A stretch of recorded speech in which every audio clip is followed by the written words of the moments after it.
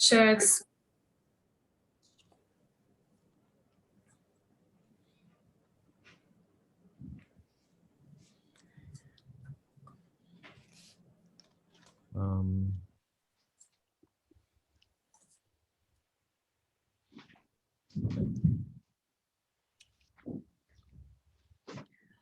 Good evening, everyone. My name's Ruth Mcdougall. I'm one of the curators at Pacific Art at the Queensland Art Gallery, Gallery of Modern Art. It's my great pleasure this evening to welcome you to the lands of for where we're speaking from the lands of the Turrbal and Yagara people here in Brisbane, and to introduce our panel for tonight, Air Canoe Connecting Northern Oceania. We have a number of distinguished speakers who will be talking about a project that we have been working on for the current Asia Pacific Triennial of Contemporary Art, APT10. It's a project that we commenced in 2018, the discussions around, and I would like to acknowledge that Greg Dvorak, one of our co-curators, is also in the audience tonight. A project that focuses on the contemporary expression in a region probably well known to us as Micronesia, but as Greg has often pointed out, a region that would probably be better termed Bacronesia. The seminar tonight will be hosted by Stefan Ambruster, who is one of our favourite media figures here in Brisbane, a journalist with SBS and a Pacific correspondent there, as well as a professor at the Griffith University. Also joined by Ruha Fifita, one of our co-curators on the project. Ruha is an interdisciplinary artist, co-founder of the Pacific Art Research Collective, Ivy, and curatorial assistant of Pacific Art at the Queensland Art Gallery, Gallery of Modern Art. Ruha, in 2006, while still living in Tonga, co-founded an organisation there called On the Spot, which is a community-based arts organisation with a focus on engaging youth, particularly in contributing to the achievement of the 2015 Millennium Development Grant goals. As an artist, she works with her family and her siblings to collaboratively explore a community engagement and connections to Indigenous methods and materials. She has contributed or produced works for the Murray Art Museum, the Festival of Pacific Arts, the Dreaming Festival, Auckland Art Festival, Patrica Art Gallery, the National Gallery Victoria, the Chubao Cultural Centre, University of New South Wales Gallery, and the Seoul Museum of Art. Emelihter Kihleng, another co-curator for the Air Canoe project, is a Pacific Islander poet, scholar, and teacher and curator. In 2020, Emelihter was the inaugural Curatorial Research Fellow, Oceania at the Mark Museum AM Rottenbaum in Hamburg, Germany. Emily earned her PhD in Pacific Studies from Victoria University of Wellington in Aotearoa in 2015. Her thesis, a poetic ethnography of Uros, Pohnpeian skirts, is a creative bilingual exploration of a genealogy of Pohnpeian women's mengipe, or handiwork, from tattooing and cloth production to poetry. She co-edited the first anthology of writing by Indigenous Micronesians, Indigenous literature from Micronesia. And our last panelist, Katerina Teaiwa, is Associate Professor in Pacific Studies and Deputy Director of Higher Degree Research Training in the School of Culture, History and Language, College of Asia and the Pacific at the ANU. She's an award-winning educator, author of Consuming Ocean Island Stories of People and Phosphate from Barnabas, and a visual artist who brought the project Barnabas in Australia and Aotearoa. Katerina is currently Vice President of the Australia Association for Pacific Studies, Chair of the Oceania Working Party of the Australian Dictionary of Biography, and Art Editor of Contemporary Pacific, a journal of Island Affairs. In 2020, she joined the board of New Zealand's Pacific Cooperation Foundation. Over to you, Stefan. Thanks very much, Ruth. Thanks very much, Ruth. Look, apologies. I'm being in the media, it's a bit embarrassing. I can't get my camera to work. So we've decided to do this with me in the dark for now, and you'll just hear my voice, unfortunately. And it's probably a good thing you don't see my face for now, because it's a bit red. So yes, thanks for that introduction, Ruth. That's and congratulations to you, Ruth, and to Run for like an incredible exhibition that we have in APT 10 that's on in Brisbane at the moment, and it's put together in such incredibly difficult circumstances with COVID-19 effectively stopping travel for the last 2 years. Like Ruth was saying, we have a fantastic panel tonight. Ruth gave a quick explanation about Northern Oceania or Micronesia that's featured in APT 10, and the Micronesia or Northern Oceania that we're dealing with is the island north of the equator, from about north of Papua New Guinea to north of Fiji. It's 4.6 million square kilometers of the Earth. There's 1,800 islands there and many more atolls. And I had a bit of a dig around. It's interesting, the term Micronesia comes from the Greek, meaning mikros, and Nessos, meaning island. And it was first proposed in 1831 by a French navigator, Jules Sébastien de Ville. But the name doesn't do the region justice, really. And one of the unfortunate things about the region as well is that it's most famous internationally for having 67 nuclear tests inflicted on it by the United States after the Second World War. So that's unfortunately what many people associate with the region, things like Bikini Atoll. But we've had a wonderful introduction from Ruth to this program. And first of all, I'd like to turn to Ruha. Ruha, as co-curator of Air Canoe at the Asia Pacific Triennial. I went there, and you walk in through an aeroplane, half an aeroplane body, into the exhibition, and it reveals itself before you. But first of all, I'm very jealous of your job, because I'd like you to tell us a little bit about the amount of travel you did to actually get this exhibition together, and where you went and what you did.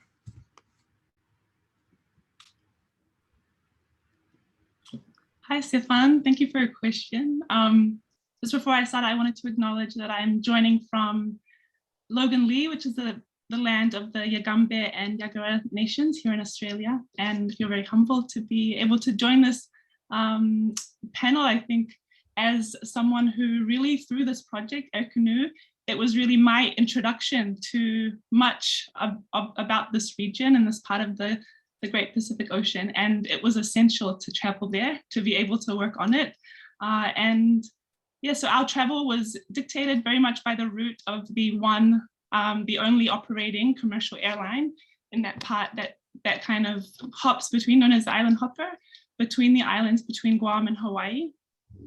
And we were able to visit Pohnpei, Chuuk, Koshai, through Guam, and then on to the Marshall Islands, that's there. It was a very quick trip, and I think maybe my experience would resonate with many that have grown up or spend most of their time in the South Pacific. I know even the Pacific communities here in Australia are predominantly and diasporas from the South Pacific. And so to travel to that part of the region was a huge eye-opener, and to travel with Greg Dvorak, who grew up there, and to be able to then, and with Ruth as well, who's, for us, it was a very new experience, and has come to define the Air Canoe exhibition, really the routes that we're on, but more than that, the conversations we were able to start through that travel with a really expansive group of artists and communities, and then continue to deepen in the time in between that trip and here and preparing for the exhibition.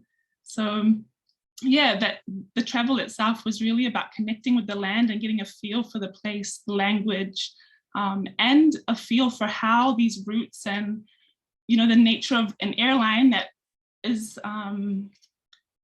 that is solely responsible for now the movement of people and objects and items of trade through across these parts of the ocean, how that influences the way that we understand the region here in Australia and the way that we can be connected to it. So we were really looking to acknowledge that framing of the place and the experience that many will have, and then through conversations really try and dig deeper to allow those much older and deeper connections to place and to people and stories that have existed much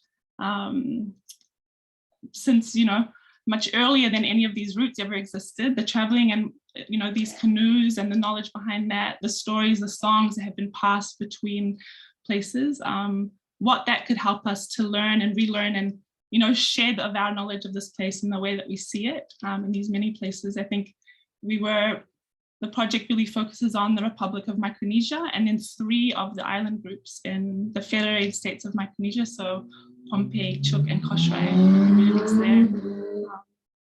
Maybe I'll leave it there for now and can go into more depth soon. Okay, thanks very much for that, Ruha. Now, and you've mentioned just where the exhibition focuses on. Emelihter, you're from the Federated States from Micronesia. You published author, the first published author, I understand, from the region. Could you just give us a little bit of a history of the region? And I was fascinated to discover the amount of colonial history that it had going right back to the Spanish, I believe. Yes, thank you, Stefan. Yeah, Micronesia was, well, I'm from the Federated States of Micronesia, as you mentioned, which consists of 4 kind of recognized island states, but then there are also many outer islands that are also part of the nation. So that's Chuuk, Yap, Pohnpei, and Koshrai, and then all of these other islands. So for instance, I'm from Pohnpei, which is the main island, the capital is located, but there are actually 5 outer islands that also are part of Pohnpei state. So it's an extremely diverse region with many different cultures and languages. And yes, we've, I guess, not had the privilege of having many different colonial powers come to our shores. Initially, we had the Spanish, which in Pohnpei, they were quite unsuccessful. They basically just built this big fort and wall and then just hid behind it basically the entire time they were in Pohnpei. And then we had the Germans for about, in Pohnpei, I think maybe about 15 years. And the Pohnpeian experience of German colonialism was quite brutal. There was a massacre and a big uprising that took place of Pohnpeians from a particular section of Pohnpei called Sokes, leading a resistance against the German government there, which resulted in the massacre of a number of Pohnpeian warriors. And then all of the people from that area were sent to Palau.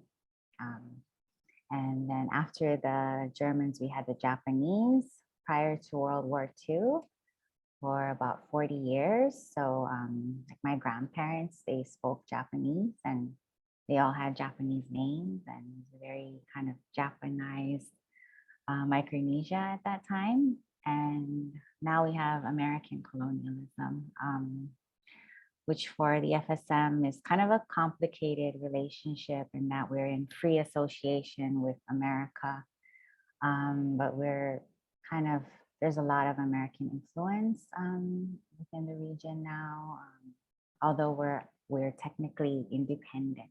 So, yeah, that's an extraordinary, and it's something that, well, only because I've been involved in this, I've found out about this. Being German, I didn't even realize that part of German history, that the Germans bought part of Micronesia from the Spanish when the Spanish lost the war against the Americans in the Philippines. So it's an amazing sort of dynamic that's been going on there. And the real moment when you walk into Air Canoe is when you see the wall of skirts. It's really the centerpiece of the exhibition when you walk in. It has a real wow factor. Could you tell us a little bit more about what are those skirts called and what are they about? Yeah, well, the skirts, yeah, they're very, I would say they pop, you know, they're very eye-catching and colorful and vibrant and kind of like a lot of Pacific Island fabrics, and they just kind of bring you joy, you know. But those are uros and pompe, or pompe and skirts, which are machine embroidered and applique skirts with a elastic hem, so they're very, you know, loose and comfortable, like most Pacific Island clothing, I would say, because of the humidity, and you want to wear loose and comfortable clothing when you're there. And they're just a very beloved textile. They're what we Pohnpeians call tipsoka sampwal, or precious things.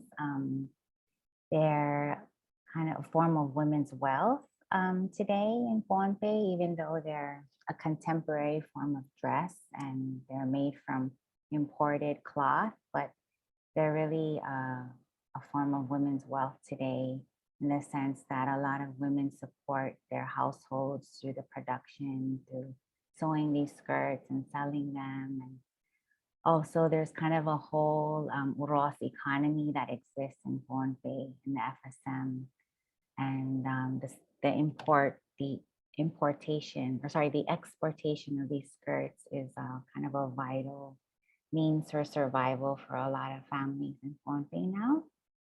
And there's a real social life that exists around these skirts, and the gifting of the skirts and the collecting and the wearing of the skirts to specific cultural events, such as kamatuk or feasts and funerals. And so there's kind of this whole economy, but also social life and cultural significance of the skirt. Yeah. And when I was looking around for information about these skirts, if you Google the word uros, you don't actually you don't even get 10 pages really worth of hits, and quite a lot of them relate to your book in the process. And I also put it into a few of the like into online marketplaces. We won't promote any particular ones here, but just to see, I was thinking, maybe I could buy one somewhere, but they don't seem to be very available on the international market by the look of it. But you were described, or the exhibition and the part of the exhibition that you've curated is you called it Uros Fever. Yes, yes. What's this fever? It's basically, there's this kind of hunger that Pohnpeian women, and also women from other islands such as Chuuk, have, especially the latest styles of skirts, because it's very much a fashion industry. And even though the skirts are not mass produced, each skirt is unique. It's very competitive. So women kind of compete to have the latest fashion, and they'll spend like upwards of $100 to get like the latest skirt, the latest style. And so there's this kind of fever that the collectors have to have the latest style of skirt, and they'll kind of go to a lot of lengths to get that latest style, or from particular sonteite or seamstresses that make that style. So. And those, one of the descriptions says some people have like cupboards and cupboards full of skirts. Yes, yes, many women do. I'm actually one of them.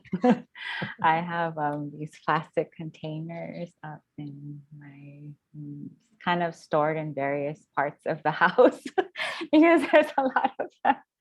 And yes, I think a lot of Pacific Islander women do that with textiles with cloth from their islands. It's kind of a part of womanhood, to collect these textiles, and then you hold on to them, and then you gift them to your grandchildren or to people that are important to you. And it's, yeah, I think. Yeah. Okay. Yeah. Thank you for that confession or admission. Yeah. I'd like to go to Katerina now. Yes. And first of all, happy birthday. Katerina has joined us on her birthday. That's a wonderful thing to do. And also congratulations on becoming a full professor at ANU. We'll talk about that a little bit later. But first of all, Katerina, you've looked at APTs for a while now. You've watched their development over the years, and you've seen a little bit of what's at this one virtually because you haven't been able to be here. But can you just describe to us the significance of the inclusion of this very strong and powerful Pacific component in this exhibition series like Asia Pacific Triennials? Yeah, so Kamna Maori, everyone, and Nisambula Vinaka. I'm coming to you from Ngunnawal and Ngambri country here in Canberra, where it's super wet, which is very unusual in Canberra for anyone who knows. It's either drought or now pouring with rain. So there's definitely something going on with the climate. And thank you to Ruth and Griffith and the Asia Institute, and to the wonderful curators involved in this project. Stefan sent me some images, so it was great to be able to at least have some sense of what Air Canoe looks like, and I definitely was struck by the uros. A few years ago, I used to teach women in Oceania at the University of Hawaii. It's quite a long time now, but from 2003 to 2005, essentially, I was an assistant professor there. And I do remember one of my students doing a project on the uros and bringing in a huge number of skirts into the class, and just turned out I think was mainly women in this class, but we all got to try and compare and look, and she had a collection, yeah, something like 20 skirts. So there was more than enough for everyone. I think there were maybe like 15. It was a small seminar, but I was very struck by that memory of that class, looking at the beautiful images. I think I counted 42. Is that right? How many uros there are on the wall in the exhibition? Maybe I need to go back and count, but it brought up that memory. And I remember also my elder sister had a few of those, and I'm pretty sure I have at least 2 uros. And then I have a collection of about 40 sibuta from Kiribati. So what Emelihter was talking about in terms of women's wealth and the kinds of things that Micronesian women treasure are often very much these textiles that are usually made by your aunties or a relative, or you can buy. So it's wonderful to see this sort of thing featured at APT, and the project itself looks wonderful. The kinds of face-to-face travels and relationships that were built. I feel like there's quite a different curatorial process that's going on at APT, and you can sort of see over time how things that you wouldn't normally see in art spaces are highlighted. The Air Canoe project, as far as I can tell, and even talking about the skirts, is about everyday life. It's what's going on in the islands. You can call something art, or you can call it, women's wealth and their treasures and things that they wear and interact with and make and pass, exchange, or buy every day. So what I love about this project and other projects that I've seen is that over the years is that taking that, taking out that this idea of high art and actually centering Pacific art, everyday art in those kinds of spaces. And what that does is it sort of decolonizes and challenges galleries and spaces of high art and foregrounds the ways in which artistic, creative, design practices are an everyday thing for Pacific people.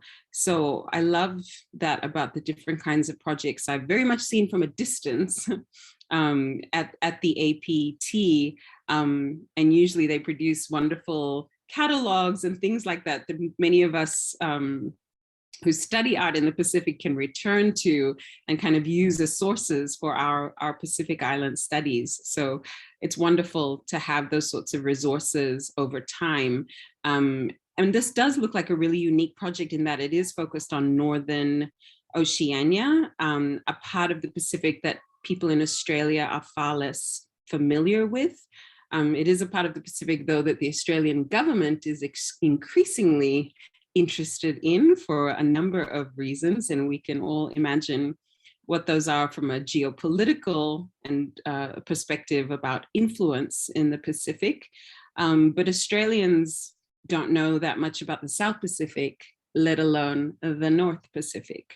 So it's wonderful to have something that's focused on Micronesia in APT and kind of opening up the minds of, folks in Queensland or those who can get to the exhibition to maybe think more about Oceania and the part of the world that Australia is in, but that, as far as I can tell, in my many years of teaching Pacific studies in Australia, Australians still know very little about, or if they do, it's a kind of quite narrow, touristy idea of the Pacific, and or it's very much an aid, development, securitized understanding of the Pacific. So anything that opens up those windows and those minds to the diversity and the amazingness of Oceania is very much appreciated.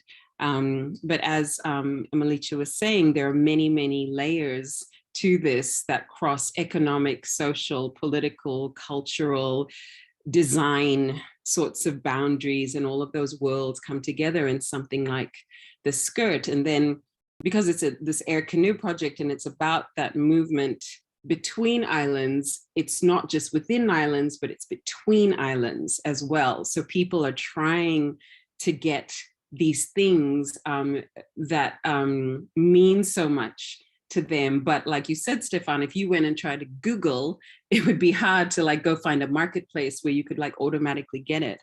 My family's from Kiribati, and we're always looking for those sorts of things as well. There are certain things that are particular to Micronesian women, whether they be earrings or combs or blouses or skirts, and they cross many of those island boundaries. They're intra-Micronesia, or they're pan sorts of Micronesian exchanges. So yes, I find all of this stuff just wonderful, and I'm so glad this exhibition is up. And I was hoping to try to get up there in January, but who knows? Omicron, is that Greek as well? Yes, we're all learning more Greek. Micro, mela, poly, Omicron. Yeah. And also your name, Katerina. Your name has a special connection to the theme of this tonight as well. Yes. So Stefan and I had a little chat earlier, and we were talking about air canoe. And he was asking how to pronounce my name, and I said Teaiwa, and I said wa as in canoe, right? That's part of our name. And my oldest sister and my father used to interpret Teaiwa. They would break it down into te, I, and wa, which means the fiery canoe. And then when I went to Kiribati and I talked to some elders over there, they said, yes, fiery canoe, but also to agitate, to move around, to upset. And I said, oh, that's good. That's perfect. Perfect name for the Teaiwas. We don't always make you feel great, but that's okay. That's part of our That's part of our name. We often ask a lot of critical questions. What a wonderful story. Thank you very, very much for that. I'd like to go back to you now, Ruha.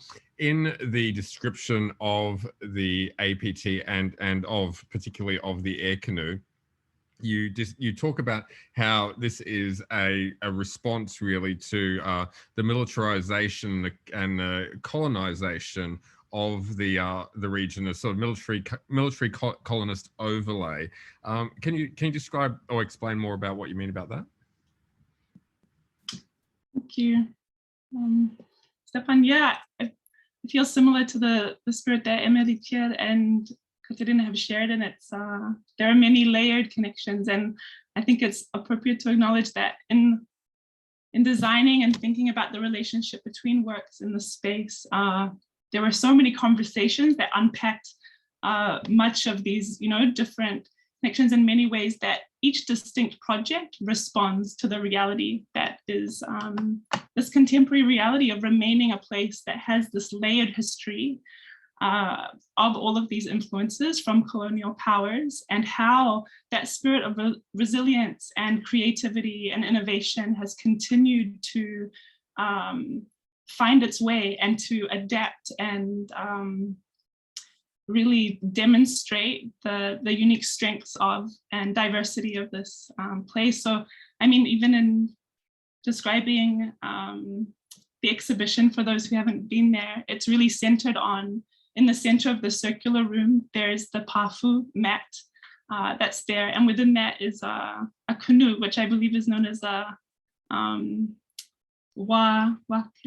I don't pronounce it properly. I've written it somewhere here.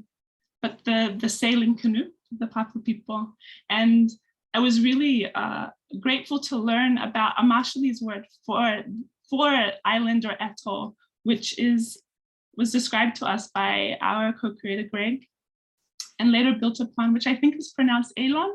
Is that right? Maybe Elon, or this Marshallese word for canoe, where if you break it up, it can mean the AE at the beginning talks about flows and currents, and then that Lon talks about this idea of everything above, and everything above those flows and currents. So we were really kind of in that space of acknowledging that there are many different kinds of waves of influence and flows and things that connect between, but that the definition of an island goes beyond that little land space. It's really about, the creatures and the land and the cosmos and everything that embodies that, and that shaped the conversations we then had with artists and exploring their relationship to the colonial and military powers that remain in that place.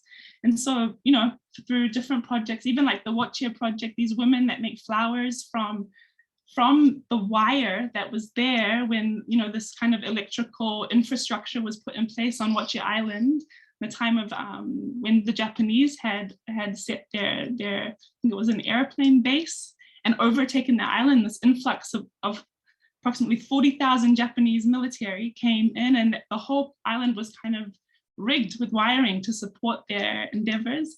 And now we see that those Watchia weavers are, taking that wire and making them, transforming that kind of a very painful history, I imagine, into something that really resembles beauty and strength and kindness between people as a gesture of offering. And it's in these ways, that are significant, I feel, that artists are decolonizing their own lands. We have beautiful projects from Koshrai, the rookie boys that are there, a group of boys who many on the island, would be asked to go, and, the kind of trajectory is that they would potentially leave to serve the military or to study.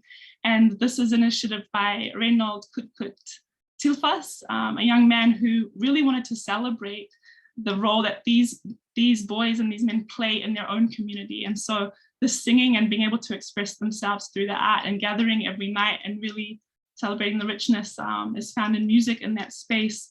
There's an incredible project by Kathleen Jetnall Kitchener, who actually really played quite a unique role in this project, in that she was also the lead of our previous engagement with the region through the Jackiead project. So our first project with learning about that northern part of the ocean was just with Marshall Islands, looking at the Jackiead weaving. And Kathy's ability to travel along with Susan Dieta, another jacket weaver, and she collaborated with a group of weavers that included also Tirse Timothy.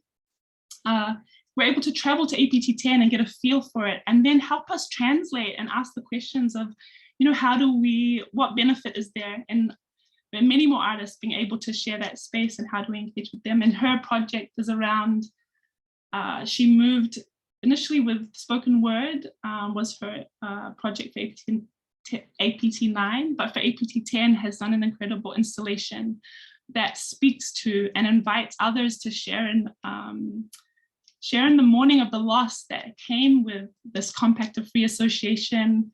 I think the things that that were lost or unacknowledged in that relationship there. And so there's a section 177 that speaks about the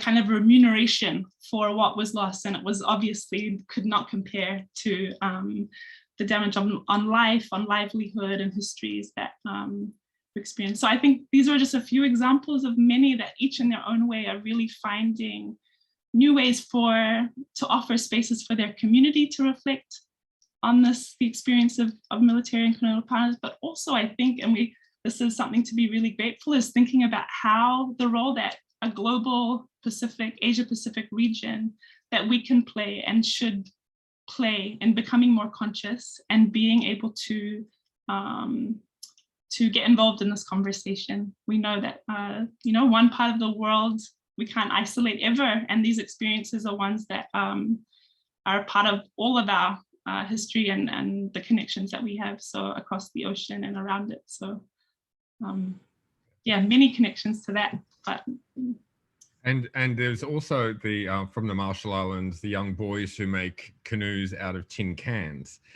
Yes, exactly. So from the atoll of Ibai Island, from Kwajalein Atoll, which is where a major military base is. Ibai is a community that now, my understanding is that many of those people were moved off of Kwajalein to Ibai. That's not their indigenous homeland, and now predominantly serve to,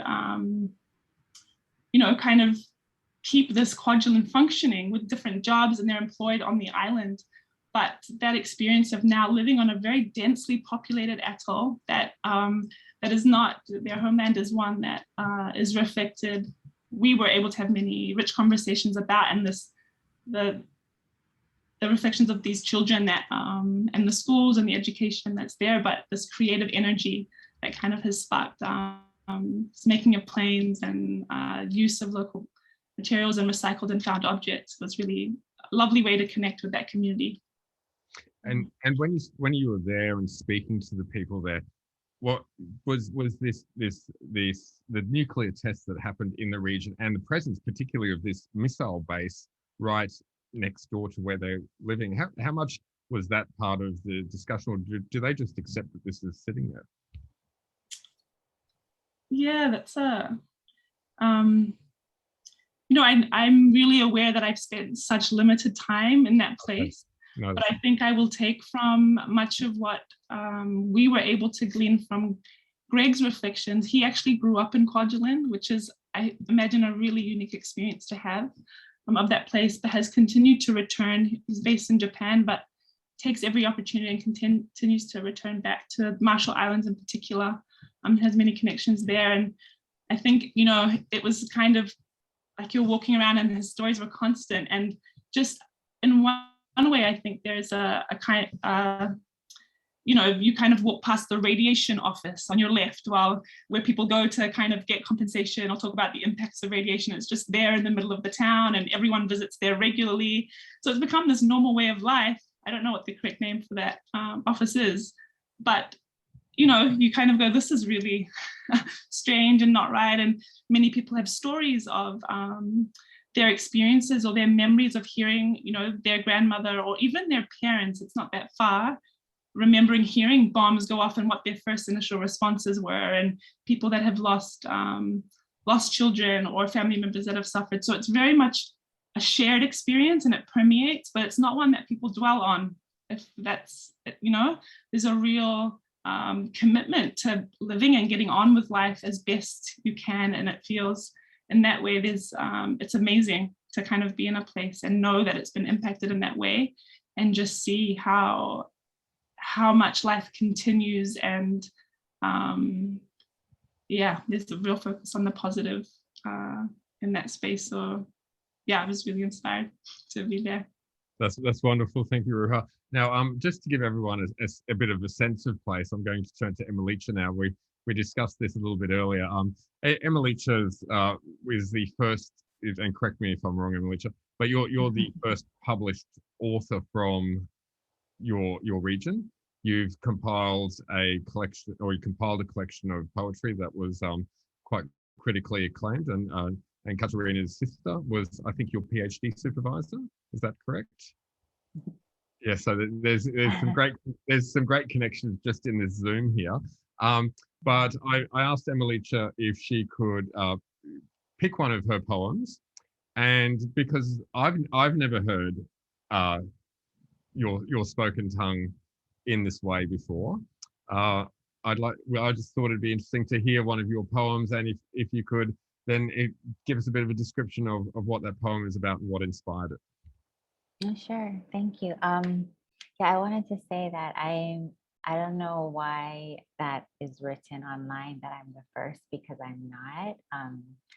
I I don't know, in Pohnpei, I might be the first person to have written a collection of poetry in English and Pohnpeian. My collection has a lot of Pohnpeian words in it, but I'm definitely not the first poet from Micronesia. That's definitely wrong. But Teresia, Katerina's sister, who was my PhD supervisor, she has an incredible collection of poetry that came out, I think, in, was it 2000? Katerina? I can't remember. 90s. But it's okay. It was one of the first. Yeah. 95, 97. Yeah. Okay. Yes. It was one of the first collections of poetry I'd read by a fellow Micronesian. So it was extremely influential to me. So yeah, I thought I would just read this poem that is actually part of the exhibit. It's called What Uros Say, and there's actually a lot of writing that is on the skirt sometimes, and especially with skirts from Chuk. Chukese women are really fond of having writing on their skirts, but Pohnpeian women, we have writing on our skirts, but it's usually just like one word or maybe two, and it's kind of like fleeting, or it's sort of like a joke or something. So this poem just kind of speaks to the kind of things that have been written on skirts. And yeah, so what Uros say? Takachuk, right smack in the middle of her thick thighs. Neitama, kate choy, kate kasaformi, masamao, yen Pohnpei, sarapin Pohnpei, kaselelia, sakawan Pohnpei, matapuan underneath. Choror. My friend sends me a bright green rose that says, Katechek, but I can't help it. And then I have like an English semi-translation, I call it. Is it bitter? Right smack in the middle of her thick thighs. My favorite. Don't hate. Don't ruin my form. Beautiful. Pohnpeian woman, Pohnpeian girl, Kaselelia, Pohnpeian kava with a coconut shell for sakao drinking underneath. A real woman. My friend sends me a bright green rose that says, ignore it, but I can't help it. And actually the skirt, one of the skirts that I mentioned in this poem is on display. It says Gadechek on it, which means I don't pay attention or ignore it. Yeah. So thank you. That's beautiful. Thank you so much for that, Emelihter. Now, we've come to the point now where it's open to the participants here who are watching this panel discussion, the Asia Perspectives. And what we'd like you to do now is put questions into the Q&A button you can see down the bottom of the Zoom if you have any questions for any of the panelists. Or I suppose because we have Ruth and Tarun and others in the room as well, I suppose we could throw something at them. If you could just put it into the Q&A at the bottom, and we can put it up there for them to answer. But the first question is from Tess Newton-Kane, and it's that Salah Gordon-Carter, Gordon Nunnau, and Greg Fry are working on what they have termed oceanic diplomacy to explore how Pacific diplomatic practice, what place is there for the sorts of artistic and cultural expression we have heard about this evening in contemporary oceanic diplomacy. Who would like, and I'm sure Katerina has got a few things to say about that. Shall we go to you first? Sure. Great question. It made me immediately think of the Festival of Pacific Arts. And Stefan, have you ever been to a festival, a FestPac? Just out of curiosity. I have to confess I haven't. Work hasn't really jumped at the opportunity, unfortunately. Okay, so this is a good answer to the question. I have been attending the Festival of Pacific Art since 2004 when it was in Palau. And the Festival of Pacific Arts goes back to 1970. So it's been around a really long time. And I find it fascinating when political scientists and people who study diplomacy or who work in the area of formal politics in the Pacific don't think of the Festival of Pacific Arts as a space of politics and diplomacy. So they don't send major media, they don't send, you know, their scholars to festivals of Pacific art. And that question made me think about when I took my students from the ANU, including Pacific Islander students who were studying at the ANU, including George, to the Festival of Pacific Arts in the Solomons.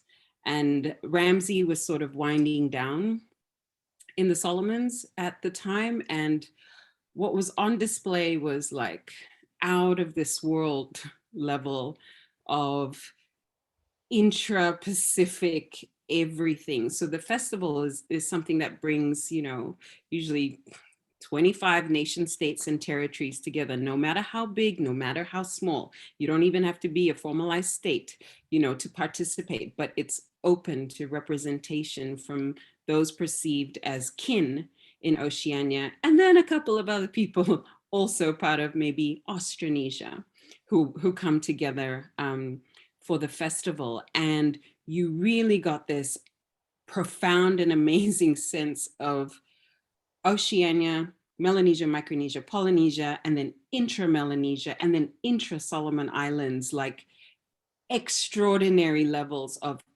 culture, economics, like the you know, we're talking about Uros, but what was on display in the Solomons, like everyone bought everything. And they were like, where'd you get that handbag? Where'd you get that handbag? And boom, all the bags were gone. Where'd you get that necklace? When you're boom, all the necklaces were gone. Like it's like next level oceanic fabulousness on display. But it's more than that. It's political. It is competitive. It is kinship extraordinaire. It's like all the layers are very clear to see. And so to be in the Solomon Islands right after Ramsey, there's a few Australians with guns walking around. It was like, get off the streets. We do not want this militarized presence in the middle of our festival. And you just saw a really different kind of pride. It was like Solomon Islands pride amplified. And I came back to the ANU and I went to all the Solomons experts, of which we have a few. Why weren't you at the festival? Solomon's just hosted the whole of the Pacific and did it like next level awesomely. Guam did the same, hosted the whole Pacific in one place, next level awesomeness. American Samoa's done it. Palau has done it. When I went to the festival in Palau in 2004, they fed every single person. You didn't have to buy food at the closing ceremony. Everyone lined up and everyone was fed. Like what you saw on display at the festival is diplomacy times 5 billion, with deep time and deep kinship and contemporary kinships and contemporary geopolitics all woven in together. So in American Samoa, for example, all the governors had like Secret Service, CIA level detail. So the rest of the Pacific was like, who's that guy? He's got like people with sunglasses and shoes. The governor is like in aloha wear, and then the Secret Service is like in, you know, looking like Secret Service. So all those other levels of kinships were on display where you were like, oh, that's the American Pacific, because they have governors, right? And that's different from the South Pacific. So you can read both connection and diversity and diplomacy. Like when Samoans and Tongans interact at the festival, it's next level. When Samoans from American Samoa and Samoa interact, it's next level. Like everything is diplomacy amplified. It's the best place to observe a certain kind of politics in the Pacific that political scientists, for example, or international relations experts, or security experts, or aid and development experts rarely pay attention to. So Rosita Henry, for example, who's an anthropologist Rosita is in Cairns, I believe. She has been writing about the festival for a long time and focusing on diplomacy and the diplomacy aspects of the festival. So I'd be curious about this project that Gordon and George and Greg are doing, and whether or not it imagines that diplomacy could happen in other ways through other sorts of materials, rather than just the leaders getting together and this is how the Pacific Islands Forum runs, and this is, you know, the nature of the Pacific Way. That's one form of diplomacy. It's very male dominated kind of space, but the kinds of spaces that this exhibition highlights and the kinds of things that the Festival of Pacific Arts highlights is next level kind of oceanic diplomacy. So the festival hasn't been able to happen because it was supposed to be in Hawaii and then got postponed, and it's been postponed even further due to COVID. But that is where you see everything in the Pacific, like on display, including the absences and the gaps. Like when one contingent doesn't come, it's like, oh, what's going on, you know? So it's an incredible kind of space to imagine Oceania and all of these things that are in Tessa's question. That's an amazing answer. Thank you very much for that and for those insights. And you can see some of that at the APTs every 3 years, because there's a real buzz around the Pacific artists when they can come here, because obviously this year they couldn't come to Brisbane, but the one 3 years ago, they all came together and they were all from different parts of the Pacific, but they all exchanged these ideas and were talking to each other and important, well, the socializing afterwards was a great part of the fun as well. But I'd like to go to you then, Ruha, because as Katerina was just saying, there's a very male-dominated overlay quite often on this diplomatic imperative out there in the region. This exhibition is largely of female artists. Can you explain what's the background to that? And I understand there was some funding that went towards that as well. Yeah, so we are very blessed to have access to a fund that was bequeathed to the gallery, which really does focus on supporting women's practices and is kind of dictated to be used in a way that depends on the relationship between the curators and the artists and the place that they make. And so we know that really has shaped what we're able to acquire and become, you know, kind of have as ongoing tools to exhibit and contribute to the conversation here in Australia. happens. And so it also is there to support the actual making of work. And so originally we had intended to make that quick trip through on the United Airlines Air Canoe, and then to go back and create a space that many of these makers from across the islands could be together, and you could use this kind of space of creative making as one where conversations and understanding was fostered, which I think is a huge part of diplomacy. Is how do we understand each other? How do we build that understanding? And the arts are a huge part of that, but not just in their finished product. I think the actual opportunity to make and to generate and to redefine our practices in the context of new relationships is really, it can be really pivotal. And I've shared, I mean, it's interesting Katerina brings up, because I spent most of my life in Tonga, and it was only till I attended the FESPAC that I had the opportunity to interact with the people of Yap, of Guam, of and it's a real kind of culture shock thing of like, yes, we say we're the Pacific, but this is the Pacific. It's not just your Pacific. And in this exhibition, I think also we've tried to really acknowledge the role that language plays in that space, and working with women. And we actually, Emelihter did translations for her own labels, and we had most of the labels translated into different language groups. But to be able to feel that and actually have conversations with each other and overcome the challenges of not understanding. And many of those can be overcome through art, through understanding the imagery and, demonstration and using. So yeah, we're very fortunate to be able to support that kind of engagement with the place through the Oceania Women's Fund that's there. But I think it also is something that women are often at the forefront of these creative practices. Like, that's a natural thing. It doesn't take this grant to tell us that, and I think that's the understanding that that came with that, is that, and in those spaces they are leaders, and in those spaces are often where the conversations happen that lead to decision making or shape thinking. And so we really see that is all woven into the use of this fund and the use of these spaces, and our work with these regions is to understand the role that arts plays locally, as well as how platforming them on an international level can highlight different significances or contribute to new ways of thinking and understanding the region. Thanks, Ruha. We have a question from, and I'll have to apologise for my pronunciation. If anyone can help me, I'd be happy with that. Gonthaga Puas is asking Emelihter, thank you for your presentation. Very interesting. I got stuck in Ponape for a year because of COVID-19. Is Uros making for both genders or female only? Going coincidentally to the question that Ruha was answering, is there space? Is there a space of engagement between the genders to share island experiences, or is it only confined to women?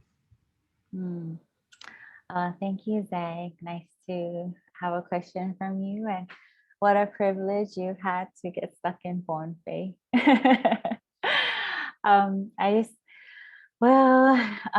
Uros are, like, as Ruha was saying, and they're what we say Mengenpenli, like they're women's, Mengenpenli is like women's handiwork, but Mengenpe can also be handwriting. So it's like Mengenpenli or women's handiwork is something that is throughout kind of everything in Ponape. And at feasting events, you see these amazing, we call them tal or plates. So like they're gifts. So there's these huge gifts, like it's almost like a structure that gets built, and it's always by women. And there will be like textiles or uros or applique sheets and pillowcases that will decorate this tal or this gift. And oftentimes these gifts are like from a women's church group that they'll gift to like a new congregation or something like that. But it's very elaborate, and there's always the Mengenpenli, or the women's handiwork is always what makes the display beautiful. And it's a mixture of things that are Ponapean, but also a mix of imported things. and that make this amazing display of, so really women's work is everywhere. And then when you're in Colonia, as you'll know from having been in Ponte for a while, you know, the women's skirts are just all over in the stores, and burros are always for sale, and they're kind of what make Ponte look really beautiful in many ways. But speaking to gender and roles, there are men who make burros. It's not common, but there are. And if you read my PhD thesis, I have a whole chapter about a chief, Isonankan Kichi, chief from Kichi, who sews skirts. And he's this kind of he's a very fascinating person, because, you know, he's high status. He's a high chief, but then he sews these skirts. And because he does so, he adds even more prestige to burros. And he's made them even more valuable because he is a chief sewing skirts. And I actually visited him and spent a day with him, and, you know, watched him. He sewed a skirt for me, and we just talked about, you know, burros. And then his wife brought out a special skirt that he sewed, which is really interesting, because thinking of Air Canoe, the burros had written at the top Hawaiian Air at the top. And the burros was actually special ordered by a senator from Ponte. And it was really funny, but the skirt, the mai, or the center design, is based on an older design of skirt, which is a candle or candela coming out of a flower, which, you know, is kind of phallic, right? And he took that design and he actually made penises coming out of, like, instead of the candle, he sewed penises coming out of the flowers. And a senator special ordered this skirt, and it said Hawaiian Air, and it was supposed to be gifted to another senator. Anyway, so there's just all these layers of, speaking of diplomacy, of like things that, you know, go on. And you know, I think yeah, it's just really interesting that this chief, you know, he sews the skirts, and then because of who he is, he has special orders from, you know, other, you know, high titled people. And the skirt was intended to be gifted to a particular government official, but then something happened and it wasn't gifted to them. But they were very proud of this skirt and they wanted to show it to me. And so I photographed it, and it's actually part of the collage that's in the exhibition. So you can look for the uros tuntun, or the penis skirt. There's a picture of it in the collage. But yeah, I hope that answered your question. Oh, this is a great answer. Sorry, got a laugh. That was a great answer. Katerina, you've heard these very local stories. The one from Emelihter just now, and you were talking about diplomacy before. What you've been working here at ANU now for a long time, and you've been studying at ANU for a long time. You've interacted for a long time with the Australian system. What can the Australian government and the Australian diplomats take away from the story? Just like Emelihter was saying, what sort of learnings can they have? Look very carefully at all your gifts. I love it. I love that so much. And I was also thinking about gender diversity during that whole exchange, including Zag's question, because yeah, I wondered about where sort of diverse genders and diverse sexualities kind of fit into the production and exchange of what we might normally think of as women's cultural production. But, you know, in Kiribati, there are LGBTQI and transgender folks and all across the Pacific. So that would be another really interesting way to think about things. But it also then made me think about how information, knowledge, stories, and values and critiques are coded into cultural production as well. So it's there in tattooing and tatau, for example. It's there in weaving. It's there in the applique and the embroidery and the use of words, you know, on skirts. In Kiribati, in the Sibuta, they usually just put names, for example, on the blouse, or like happy birthday or something far less controversial. But I think it's such a powerful way of like, acknowledging and diplomacy in a different way. It's about power in a way, you know. These are messages about power, different forms of power, and that's why I was asking questions about you know, gender and sexuality as well.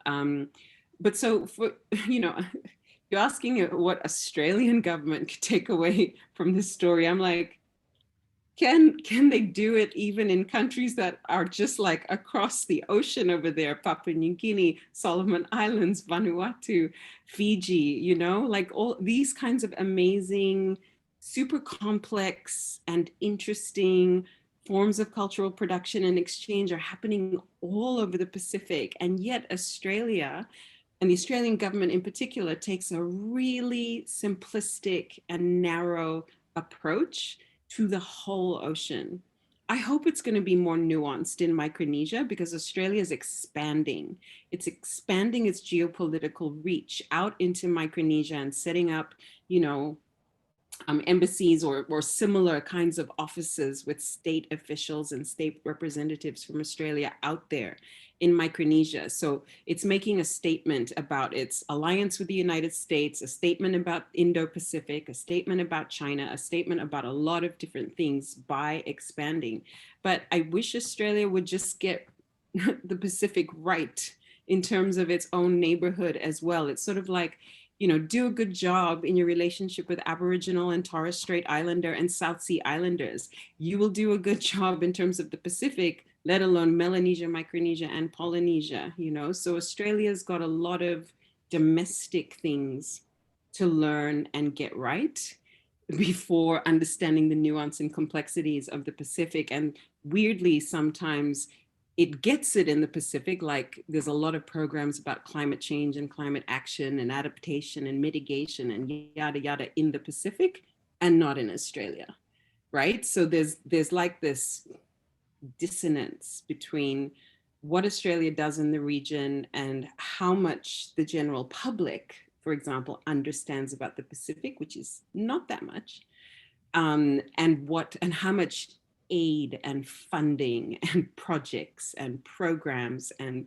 state offices and diplomatic things and women's funding is all going out there. And I'm not sure it always lines up into an integrated way that's useful for Pacific people themselves. It's kind of like, what do Pacific people want? What do, you know, people in the Federated States of Micronesia and everywhere else, what do they want from Australia's engagement? So that is where I think it's always very tricky for Australia. Australia does stuff based on its own national, securitized, geopolitical, economic, whatever interests. The Pacific is the only place where Australia wields any power in the whole universe.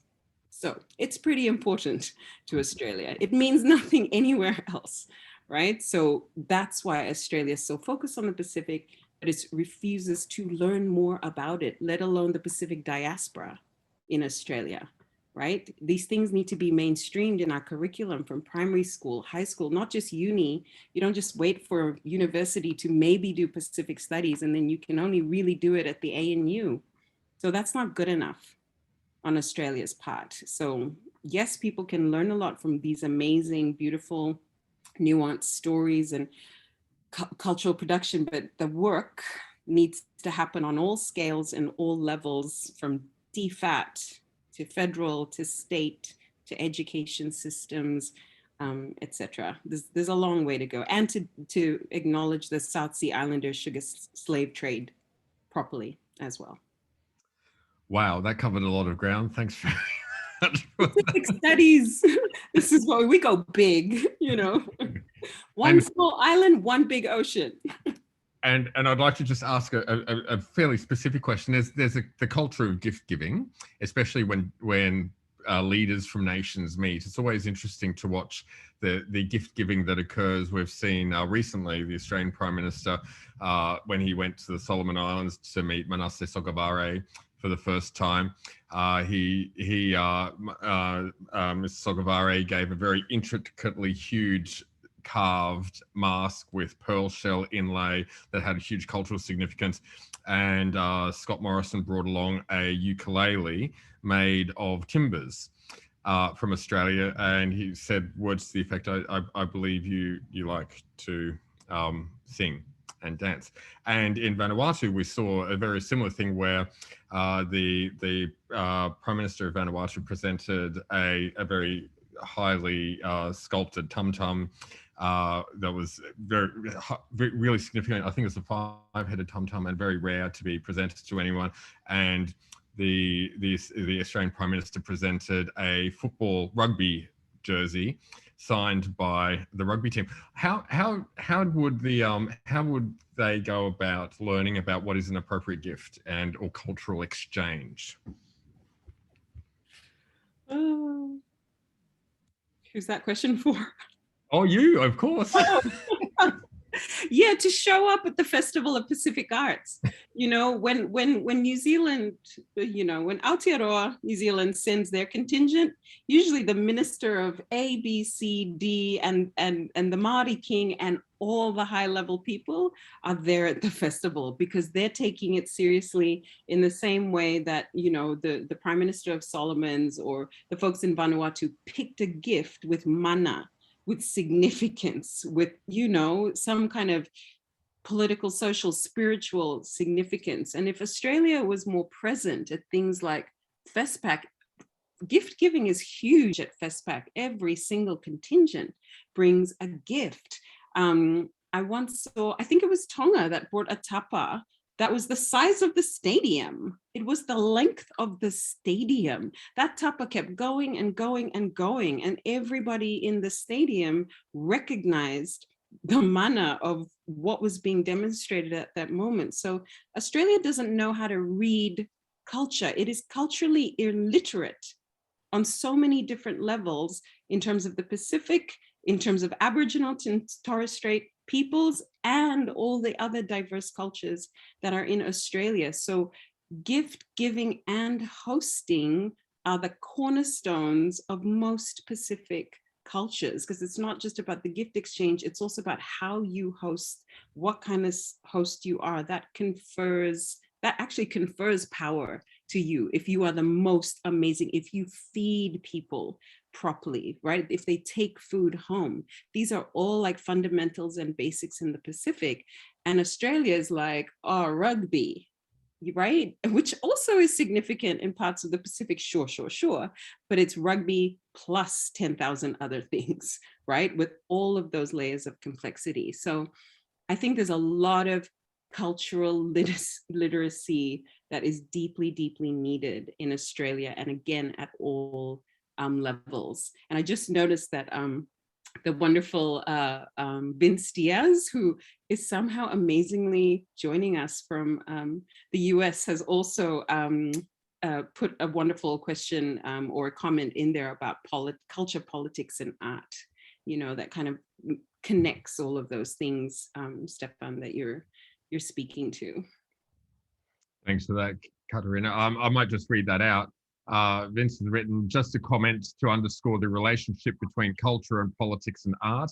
I have a very strong interest in politics, decolonization to be specific, with BA and MA in political science to boot. But it is steepedness in the culture of seafaring that for me offers the most potent possibilities for decolonization and cultural and political and historical analyses, because culture centers Indigenous epistemologies and what's now called Indigenous, in quote, relationalities, or the radical forms of kinship and stewardship relationships that natives have with the world that are radically different from, say, relations of private property that structure Western social and political systems. So needless to say, Air Canoe's focus and feature of, in quote marks, cultural practices that feature agents and creative practices that are typically absent, and more importantly, that offer glimpses into radical Indigenous ways of being, of knowing, of relating, gets us closer to decolonized possibilities than exclusive foci only on policy. So fantastic contribution there. We're rapidly running out of time. Ruha, I'd just like to throw back to you just quickly. Presumably you'll be involved in the next APT. I hope so anyway.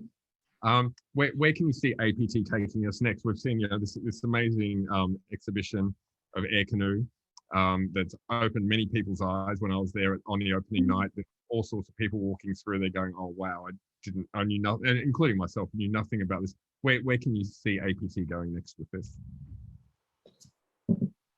All right, yeah, I just wanted to acknowledge also that Vince Diaz was part of the project, as Ruth mentioned, and really led our relationship building and knowledge and engagement with the Pafu histories and the Polowat navigators, and his work in the University of Minnesota there. So he's been a huge part of the project. It's really nice to see that he has contributed to the conversation here as well. But I think just building on that, it really is the relationships I think that we build each APT that sets us up for what's possible in the next one. And so, just as our work with the Jackie Ed project and the Marshall Islands really opened doors and conversations with us to be able to then go into this project, it's always, we can only do so much at a time. That's something that's really important, I think, about working with the Pacific, is pacing yourself. You can't achieve everything all at once. You have to build and take time to get to know and do a little bit and then see what's possible there on. And the APT really sets us up well for that as a rhythmic kind of engagement. And we can wait, we don't have to feel rushed. We can kind of take things a step at a time. So our research for this one that has already opened up so many conversations in that northern part of the ocean with Guam and Yap extended out. There's so many different places across that expanse. And then also we were really lucky to be able to look further into across Fiji and Tonga and not just see the separate kind of islands and tick them off as places we represent, but start to understand the connections that go beyond the names that they're given now and that we understand them as being. So we really, I think, in conversations with Ruth and with the teams, Harun, Ruben, Mwale James, who's been with us for this APT, a lot of those questions come up is how do we really, what we've learned, go further and start to look beyond the names and stories that everyone kind of gets from the surface and see those connections that really allow us to run deeper and see the strength of the Pacific and the narratives, the histories that really have something to offer global discourses in a very significant way. And yeah, hanging out, we rely on spaces like FESPAC and that to see that in action and know like what's possible when people come together and work together and ask each other questions. So it's hard to know, we're kind of just moving with it. You got to move with the conversations. There's no way of telling the fixed point. So we're ready to walk with those conversations and relationships, I think. Thanks, Ruha. Well, I'm really looking forward to seeing the next one and all the work that all of the panelists are involved in. Look, it's been an absolute pleasure to host this evening. It's been a pleasure to speak with you all and hear your stories. I hope you've all learned and taken in a lot of what's been said. I apologize for not getting my camera working, but I found a picture in the end so you can get an idea of what I look like too. And I'd now like to hand over to Professor Katelyn Byrne, the director of the Griffith Asia Institute at Griffith University, to give our vote of thanks. Over to you, Katelyn. Thanks so much, Stefan, and lovely to see your picture there. It's very realistic and lifelike and a much better option to the black screen. Well done. Look, thank you. This has been a really fascinating discussion. It's been a pleasure to be part of it and just listening along. And I think set against the backdrop of the Asia Pacific Triennial, the 10th iteration of it, an initiative that has been really challenging in this year, but so necessary. And I think all of your insights have really made that point just so clear for us. You know, it really struck me as you were all talking just how your discussion reflected some of the continuing storylines of APT as well.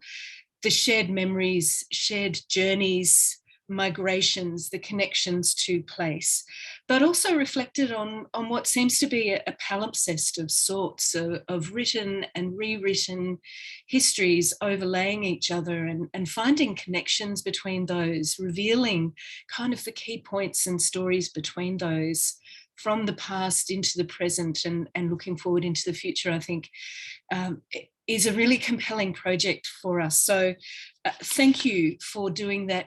Katerina, I'm using your words here too. Thank you for opening our eyes, for opening the window for new conversations as well. And I was really struck by your reference to the Festival of the Pacific, which has just such an enormous reputation. You know, I remember for APT9, there was a fabulous review written by Miriam Kozik, where she made the point that the APT, which has really been funded by the federal and state government, the federal government and DFAT certainly for 30 years now, is really an opportunity for us to engage and embrace the diversity of our region and should be compulsory viewing for all diplomats.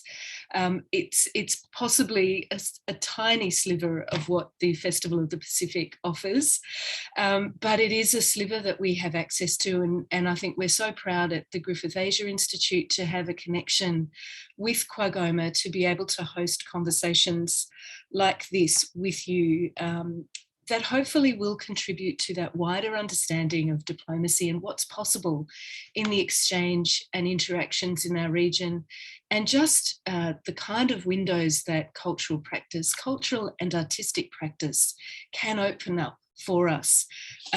So look, Emelihter, just wonderful to hear your words tonight.